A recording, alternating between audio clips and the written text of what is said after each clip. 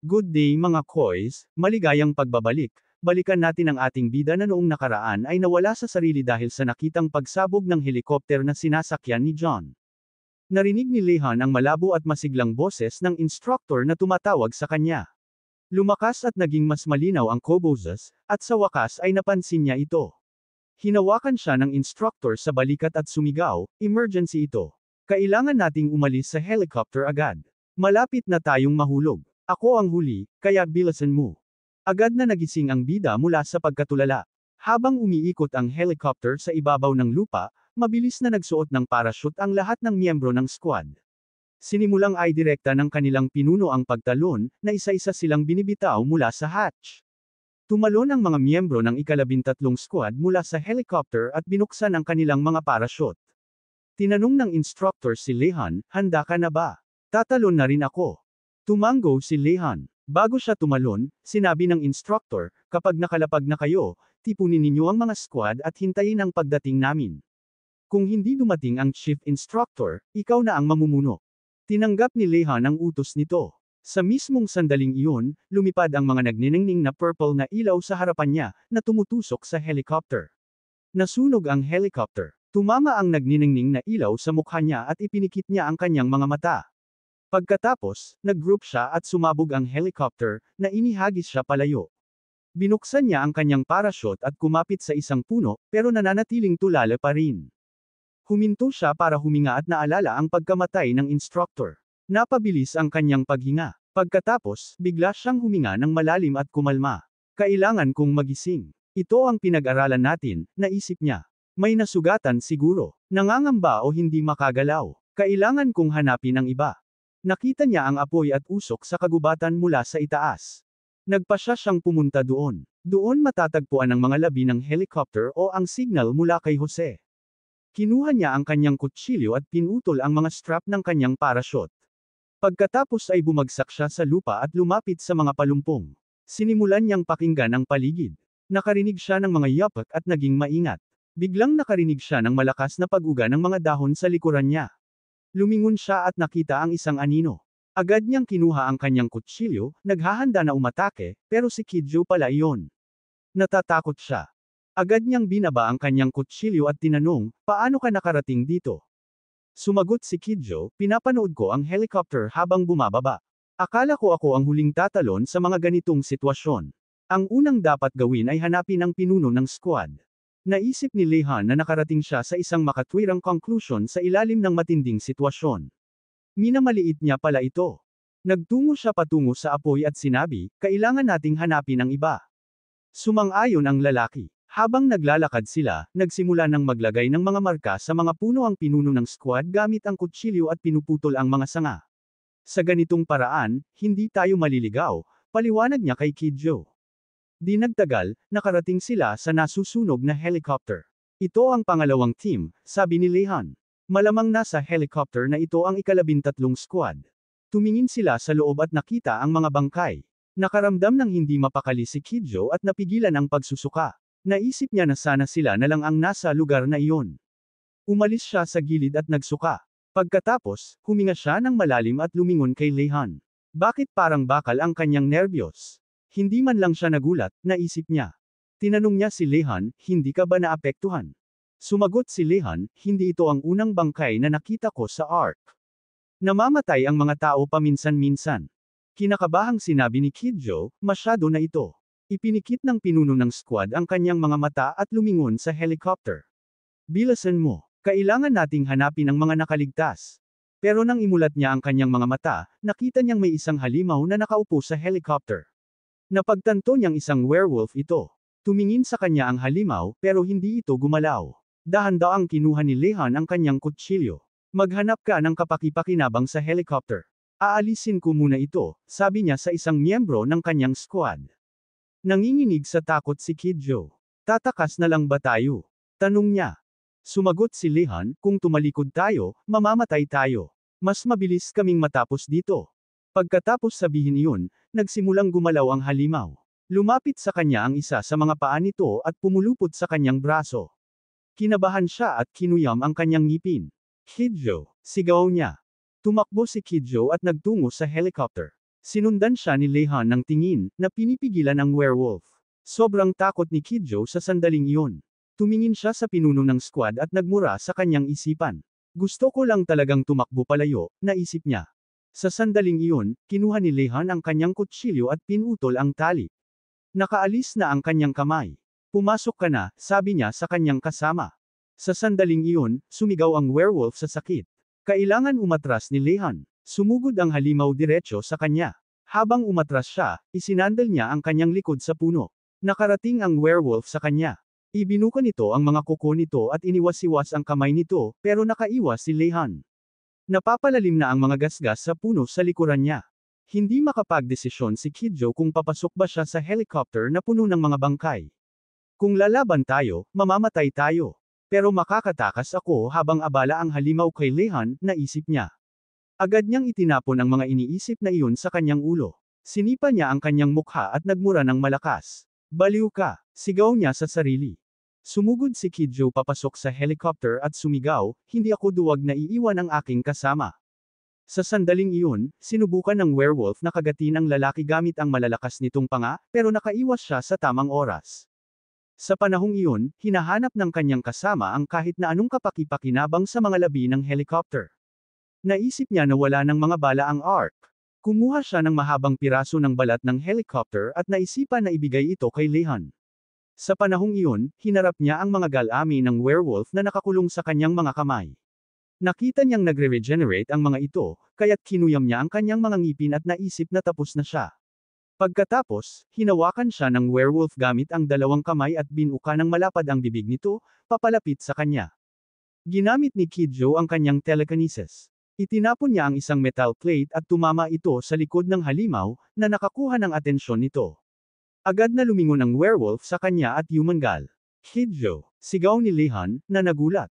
Hawak ni Kidjo ang isang gawang bahay na sibat at kinokontrol ang bato gamit ang telekinesis.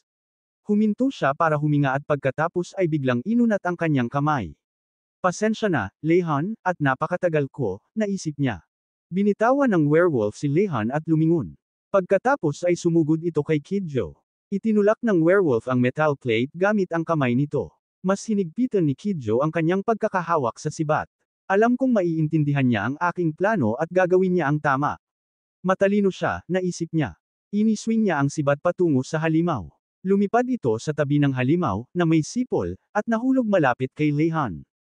Nakarating ang werewolf kay Kidjo at tinamba ito sa lupa. Umatras siya sa takot. Umingal ng malakas ang halimaw, papalapit sa kanyang mukha. Binuka nito ng malapad ang bibig nito. Nakita ni Kidjo ang matutulis nitong pangil, na nagpakilabot sa kanya. Biglang sumabog ang dugo mula sa bibig ng halimaw. Lumabas ang dulo ng sibat sa lalamunan nito. Tumigil ito ilang sentimetro mula sa mukha ni Kidjo. Nahulog sa kanya ang bangkay ng werewolf. Huminto siya para huminga at gulat na tumingin sa pinuno ng squad na nag-alis ng sibat mula sa bangkay. Patay na ba talaga ito? Tanong niya. Iniunat ni Lehan ang kamay niya sa kanya at kumpirmado ang kanyang sinabi. Pinuri niya ito. Pinunasan ni Kidjo ang dugo sa kanyang mukha at sinabi, parang nabubuwag na ako. Tinulungan siyang tumayo ni Lehan at hinawakan siya habang naglalakad sila patungo sa usok. Hintayin mo lang. Darating ang tulong mula sa ARC, sabi ni Lehan. Samantala, nakatayo ang ibang mga miyembro ng squad sa paligid ng apoy. Makikita ni Lehan ang usok at tutulong siya, sabi ng isa sa kanila. Ngumiti si Kuro. Kung malapit lang siya, magiging okay ang lahat.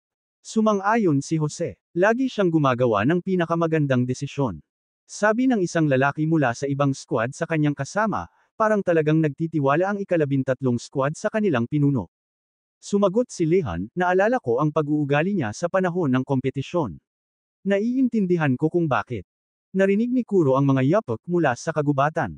Masayang lumingon siya, akala niya si Lehan iyon, pero 6 na miyembro pala ng ika-9 na squad.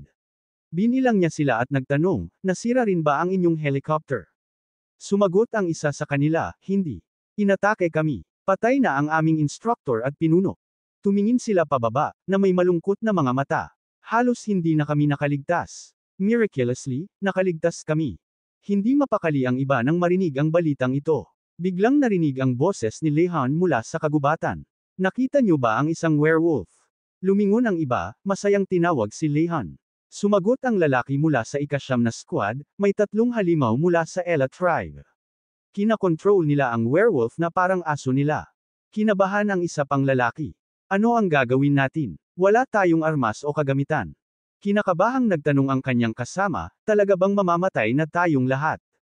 Itinaas ni Lehan ang kanyang boses at sinabi sa kanila na kumalma. Agad na tumahimik ang lahat at kinakabahang tumingin sa kanya. May plano ako. Magtiwala kayo sa akin. Papunta na ang tulong pero aabutin sila ng 5 oras. Magtatayo tayo ng kanlungan at ipagtatanggol ang ating sarili hanggang sa dumating ang tulong. Pagkalipas ng 2 oras, kumpleto na ang lahat ng paghahanda. Kung ordinaryong tao tayo, malamang hindi tayo makakatakas ng walang kagamitan, sabi ni Lehan. Pero dahil lahat tayo ay may telekinesis, naging posible ang imposible. Ang kailangan lang natin gawin ay maghintay. Pinalibutan nila ang kanilang kampo ng mga matutulis na barricade at nagtali ng mga sulo sa mga ito. Okay lang ba kung sobrang liwanag ng apoy? Tanong ng isa. Sumagot ang isa, nakakakita naman ang mga werewolf sa dilim. At may mahusay silang pang-amoy. Lumapit si Anne kay Lehan at sinabi, tinanong kita ngayon dahil wala nang ibang tao sa paligid. Paano kung masira rin ang helicopter na ito? Alam ba ng ARC ang nangyayari? Sumagot si Lehan, iisipin natin iyon kung mangyari iyon. Ang trabaho natin ngayon ay mabuhay. Kailangan nating mag-concentrate sa strategy. Naisip ni N, alam ko na. Naisip niya na ang lahat. Ang tunay na laban ay mas mahirap kaysa sa mga kompetisyon sa ARC. Wala pa rin kasing totoo ang mga ito. Sa sandaling iyon, narinig nila ang pag-ungol mula sa kagubatan, na paulit-ulit na naririnig. Agad na naging maingat ang lahat ng lalaki at nagsimulang iikot ang kanilang mga ulo, sinusubukang makita ang kaaway. Hinuyam ni Kuro ang kanyang mga ngipin, ginamit ang kanyang kakayahan, at nagsimulang maglabas ng maliwanag na enerhiya. Lumaki ito at naging isang dome na tumatakip sa kanilang kampo. Nagulat si Jose at ang lalaking nakatayo sa tabi niya. Ang lakas niya pala. Kailan pa siya naging ganyan kalakas? Naisip nila. Sinabi ni Kuro kung saan manggagaling ang mga kaaway. Agad na pamwesto sina Lehan at Anth. Nakatayo ang 4 na lalaki sa likuran nila. Inutusan sila ng bida na ihanda ang kanilang mga sibat. Pagkatapos ay sumugod siya, kasama si N. Samantala, nag-swing ang mga lalaki at nag-concentrate. Naalala nila ang sinabi ng pinuno ng ika-13 squad, kailangan ninyong ihagis ang mga sibat gamit ang telekinesis at isipin lang ang paghagis. Hindi ninyo may hagis ng maayos ang sibat kung iniisip ninyo ang pagtatanggol. Sa mga iniisip na iyon, inihagis nila ang kanilang mga sibat. Lahat ng sibat ay tumama sa katawan ng werewolf na kakalabas lang ng kagubatan. Binigyan ni Lehan ng utos si N, at silang dalawa ay sinalakay ang halimaw. Tinusok nila ang katawan nito gamit ang mga sibat mula sa magkabilang panig. Umingal ng malakas ang werewolf at nagsimulang iwagayway ang mga kamay nito. Tumama ang isa sa mga galame nito sa dibdib ni N, na itinapon siya palayo. Lumabas ang sibat sa katawan ng halimaw. Nag-aalala na tinawag ni Lehan ang kanyang kaibigan. Tumayo si N at sinabi, okay lang ako, sa pamamagitan ng kanyang mga ngipin. Sa kasamaang palad, ang kanilang pinagsamang pag-atake ay hindi sapat para talunin ang werewolf. Sumugod ito sa iba, umuungol ng malakas. Tumapak ito sa mga dahon, pero walang nasa ibaba, kaya't nahulog ito sa isang hukay ng lobo. Tinusok ng matutulis na mga tinak sa ilalim ang katawan nito hanggang sa mamatay. Tinawag ni Lehan si Kuro. Nasaan ang susunod? Tanong niya. Sumagot si Kuro, 2 ang mga halimaw sa 12:00. Inutusan ni Lehan si Jose na sunugin ang mga barricade. 2 halimaw ang tumakbo palabas ng kagubatan, pero may isang hadlang sa kanilang harapan, isang pader ng apoy. Tumigil sila, hindi naglakas loob na magpatuloy. Napansin ito ni Lehan at inutusan ang iba, patayin ninyo ang unang umakyat sa bakod. 2 lalaki sa likuran niya ang naghahanda na maghagis ng sibat. Pagkatapos, tumalon ang isa sa mga werewolf sa ibabaw ng bakod. Binigyan ni Lehan ng signal. 3 matutulis na sibat ang agad na lumipad sa halimaw. Dahil dito, nahulog ito diretso sa apoy, na nagpasigaw dito ng malakas. Sa panahong iyon, umakyat din sa bakod ang kapwa nito. Nagdesisyon ang mga lalaki na salakayin ito. Inihagis nila ang kanilang mga sibat, pero agad na yumuko ang halimaw, na ipinakita ang likod nito sa pag-atake. Masyado siyang maingat. Hinihintay ba niyang maubusan tayo ng sibat? Mura ng isa. Kinapkap ni Lehan ang isang sibat mula sa isang lalaki at sumagot, hindi malamang na kaya niyang mag-isip. Tinawag niya si Kidjo. Sumunod ka sa akin. Tumalon siya at iniswing ang kanyang sibat. Buksan mo ang bibig mo. Kinuyam ni Kidjo ang kanyang mga ngipin at napansin ang kamay ng halimaw. Pagkatapos ay itinulak niya ang sibat sa kamay nito, na nagpasigaw ng malakas dito. Binuka nito ang bibig nito, at agad na tinusok ni Kidjo ang ulo nito. Kinuyam niya ang kanyang mga ngipin. Mamatay ka. Napansin ni Kuro na may mali. Kidjo, sigaw niya, delikado. Mabilis na kumilos si Lehan at hinawakan ang balikat ng kanyang kasama, hinayla siya palapit sa kanya. Pero nagawang ice swing ng halimaw ang kuko nito malapit sa kanya bago ito mamatay. Tapos na ba? Tanong ni Kidjo, na nagulat. Tumingin siya pababa, at hindi nakita ang sugat. Nahit lang ang damit ko, mura niya. Pero bago pa siya matapos magsalita, may isang arrow na tumama sa kanyang tagiliran at tumawid. Agad siyang nawala ng balanse at bumagsak. Kidjo, nag-aalala na tinawag ni Lehan. Pasensya na, hindi ko maiiwasan, paumanhin ni Kuro. Mas maganda na ito kaysa sa mapahamak sa bibig ng werewolf. Napa-array si Kidjo dahil sa sakit at tinakpan ang sugat gamit ang kamay niya. Lumuhod si Lehan sa tabi niya. Mga mangangaso ng Ella, pero nasaan sila? Oras na para sa backup team, sabi niya. Samantala, naghahanda na ang mga lalaking nakaupo sa mga puno, hawak ang mga tabla. Ang reserve ay isang trump card na inihanda ni Lehan. Isang lihim na squad na binubuo ng 3 tao. Kapag akala nila na tapos na ang lahat, lilito ang mga mangangaso ng Ella. Nang pag-usapan ang plano, inutusan ni Lehan ang reserve squad na gamitin ang mga tabla para lumipat. Ang tawag dito ay airboards. Kapag nalaman ni Kuro kung saan nagtatago ang mga mangangaso, dadalhin niya sila doon. Hindi sila magtatayo ng protective barrier hanggang sa makita nila ang mga mangangaso, kaya't kailangan nilang patayin muna ang mga ito. Sa panahong iyon, nalaman ni Kuro kung saan nagtatago ang mga mangangaso. Nagsimulang i-wave ang kanyang mga kamay, kinokontrol ang kanilang mga tabla. Tahimik na nilapitan ng 3 lalaki ang mga mangangaso mula sa likuran at matagumpay na hinarap sila ng hindi napapansin. Dahil dito, nagsimula ng damyugo ang ilong ni Kuro. Sobrang na-overdo ko. Wala na akong lakas, sabi niya sa iba. Tumingin si Lehan sa paligid. May isang taong grabe ang sugat. Ubus na ang mga sibat at ang mga lalaki ay pagod na pagod. Napagtanto niyang mauubusan na sila ng lakas. Kung mayroon pang ibang kaaway sa paligid, kailangan na nating tumakbo.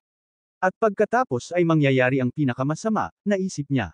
Narinig nila ang pag-ungol mula sa lahat ng panig. Dumilim ang mukha ni Lehan at tumingin sa paligid. Nakita niya ang mga anino ng maraming halimaw sa mga puno, papalapit sa kanila. Agad na sumugod ang mga halimaw para umatake. Tumayo ang mga lalaki, magkatabi, handa na ipagtanggol ang kanilang sarili. Napagtanto ni Lehan na sinusubukan nilang palibutan sila. Tumingin siya sa paligid, nagdedesisyon na siguradong nasa paligid lang ang kanilang pinuno. Biglang nanlaki ang mga mata niya nang makita niya ang isang puting halimaw sa gitna ng iba. Agad niyang naunawaan na ito ay isang werewolf na may kamalayan. Nagsimulang maglaway at yumangal ang werewolf nang magtama ang kanilang mga tingin. Parang pinipigilan ng isang malagkit na likido ang kanyang mga paa. Nanginginig ang kanyang katawan at napagtanto niyang nagsisimula na siyang mawala ng pag-asa. Samantala, nagsimulang kumilos ang mga halimaw. Tumakbo sila mula sa lahat ng panig kung saan hindi nasusunog ang mga barricade. Nanginginig sa takot si Lehan at nagtataka kung ano ang gagawin nila. Tumingin siya sa langit at nakita ang ilang mga maliwanag na tuldok na dahan-daang papalapit sa kanila. Agad na nawala ang kanyang panginginig at nakalaya siya mula sa mga tanikala ng pag-asa. Naisip niyang makakaligtas sila. Lumingon siya sa mga lalaki at sinabihan silang kunin ang kanilang mga sibat. Kailangan nating magtiis ng kaunti pa, sabi niya. Kahit na mahina na si Kuro, nagtiis siya at muling ginamit ang kanyang kakayahan. Konti na lang, sabi niya. Nanginginig ang kanyang katawan, pero nanatili siyang matatag sa kanyang kinatatayuan. Itinaas ng puting werewolf ang ulo nito at yumangal ng malakas. Sumugod ang iba pang mga halimaw para umatake. Samantala, ginamit ni Lehan at Jose ang telekinesis para hilahin ang mga sibat patungo sa kanila. Umingal ng malakas ang halimaw. Itinutok ni Lehan ang kanyang sibat. Narito na sila, sigaw niya. Sa sandaling iyon, bumagsak mula sa langit ang isang metal na kahon. Tumama ito sa lupa ng may dagandong at dinurog ang halimaw na hindi swerte na nasa ilalim nito. Dahil sa pagbagsak nito, may shockwave na tumama at isang malakas na hangin ang tumama sa mga lalaki sa mukha, kaya't tinakpan nila ang kanilang mga ulo gamit ang kanilang mga kamay. Nang imulat ni Lehan ang kanyang mga mata, nakita niya ang isang sundalong nakasuot ng mechasuit na lumalabas mula sa kahon. Nakasulat sa kanyang helmet ang call sign na Red. Tumingin si John sa mga lalaki. Buhay pa ba kayo? Ang galing. Lumipas ang panahon. Bumalik sila sa Ark. Nakaupo si Jose sa isang bangko at nakatingin sa araw. Miraculoso iyon, sabi niya. Sumang-ayon si N. Kalahati ng ating mga fighter ang namatay noong araw na iyon. Nakaligtas tayo. Tanong ni Jose, hindi ba ang galing ng shield na ginawa natin? Sumang-ayon ang kanyang kasama. Sabay-sabay na sinubukan ng mga halimaw na patayin tayo, pero parang mainit na kutsilyo ang pagputol sa kanila. Kahit na sobrang takot tayo noong panahong iyon. Pagkatapos noon, nagdiwang ang lahat at masaya sila dahil nanalo sila sa laban na iyon. Pero si Lehan lang ang hindi nakibahagi sa kanilang emosyon. Mula nang bumalik siya, malungkot siya at lagi siyang may iniisip. Samantala, nakaupo si Lehan sa kama sa kanyang silid at nag-iisip. Mula nang bumalik tayo, nawalan ng kahulugan ang lahat ng away sa pagitan ng mga squad at ang ilang kompetisyon, naisip niya. Naalala niya kung paano lumabas si Ku mula sa psychiatric department, na walang emosyon, at sinabing hindi niya siya matiis. Pero ngayon, masaya siyang makita ito. Sinabi niyang hindi pa siya handang pumatay ng tao o manood ng pagpatay. Naisip ni Lehan na ngayon lang niya napagtanto kung sino talaga ang kanilang tunay na kaaway. Ang lakas nila ay hanggal na ihambing. Kinuyam niya ang kanyang kamao at tumingin dito. Kailangan nating maging mas malakas, naisip niya. Pagkatapos noon, kumatok si Silence sa kanyang silid. Nang hindi siya naghihintay ng sagot, sinuntok niya ang pinto gamit ang kanyang kamao, halos magulat si Lehan. Pagkatapos, sinabi ng lalaki sa kanya sa pamamagitan ng kanyang pulse eres, tumawag sila. Pumunta ka agad. Magsisimula na ang emergency meeting. Umalis ka na ngayon. Umalis ang bida sa silid at sinundan si Silence. Naalala niya kung paano tinakpan ng lalaki ang butas sa dingding gamit ang isang piraso ng papel. Bakit niya ginawa iyon? Baliw talaga ang lalaking ito, naisip niya. Tinanong niya, pwede mo bang sabihin kung sino ang tumawag ng meeting? Tumigil ang lalaki at nag-type ng isang bagay sa keyboard ng kanyang pulse eres. Pagkatapos, ipinakita niya ang mensahe. Si Sergeant Red, huwag mo na akong abalahin. Tinaasan niya ito ng gitnang daliri. Medyo nagulat si Silence. Hindi niya ba ako gusto dahil kinuha ko ang bandila? Naisip niya. Nakarating sila sa ibang gusali at pumasok. Lumapit si Lehan sa Sergeant. Ikaw ba ang tumawag sa amin? Nakaupo si John sa sofa at tumingin sa kanya. Nasa kabila naman si Simon, na nakapansin sa kanya.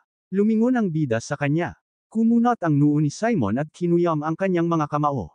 Bakit nakatayo kayo? Umupo na kayo. Matagal pa tayo dito, sabi ni John. Kanina, sa meeting ng mga instructor, iniulat ni Alexander na isang kapat ng buong second year ang namatay sa insidenteng ito. Training lang ito, hindi digmaan.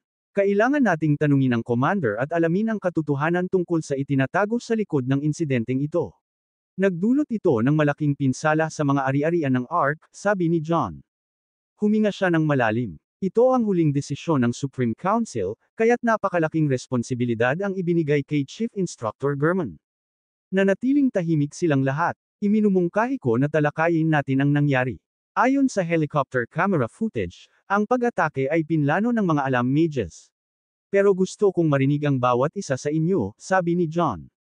Sinabi ng isa sa kanila, sa laban, werewolf lang ang nakalaban namin at mga mababang ranggo na halimaw, tulad ng mga Ella Hunters. Sinalakay nila kami at sila ang unang umatake. Ito ang unang pagkakataon sa digmaan na lumabas sila ng ganoon kakalmado. Sinabi ng instructor na nakaupo sa tabi niya, hanggat alam ko, kaya ng mga alarm mages na magbukas ng mga gate. Maaaring mas maaga ang simula ng digmaan kaysa sa iniisip natin. Dapat ba nating gisingin ang Oracle? Sa pagbanggit ng pangalan ng taong iyon, nagulat si John at sinabi sa mga lalaki, ang natitirang libreng letre para sa pangalan ng bagong team ay W. Piliin ninyo, white o whiskey. Nag-aalangan sina Simon at Lehan, pagkatapos ay nagkatinginan sila. Isang pansamantalang Special Operations Squad ito, at ito ang kanilang line-up, naisip nila. Sinabi ni Silence na tatawagan niyang white ang team. Sinuportahan siya ni Simon. Pagkatapos, ginawa rin ni Lehan. Sumagot si John, maganda iyan. Whiskey na lang ang pangalan ng team. Pagkatapos, humilig siya pabalik sa sofa at sinabi, ngayon, tatalakayin natin ang mga task points. Nang mapag-usapan ang Oracle sa meeting ng mga instructor, nag-inat si Alexander at sinabi, alam kong magagamit siya ngayon, pero darating ang panahon na kailangan natin ng tulong niya. Lumingon siya kay Sergeant Red. Ano ang palagay mo? Tanong niya. Sumagot si Sergeant Red, walang kailangang kontakan ang Oracle. Kung bibigyan mo ako ng permiso, gagawa ako ng bagong team. Nag-interes si Alexander. Anong klaseng team? Tanong niya. Sa ngayon, kukunin natin sila bilang bilanggo at pahihirapan sila. Ito ang pinakamadaling paraan para malaman ang lahat tungkol sa iyong kaaway. Kukuha natin ang magician ng Ella sa saya, sabi ni John, na kinagat ang kanyang ngipin. Maraming salamat mga koys, medyo magiging busy ang tayo sa mga susunod na araw. Walang iwanan, patuloy lang sa pagsuporta at abangan ang susunod na kabanata. Salamat mga koys.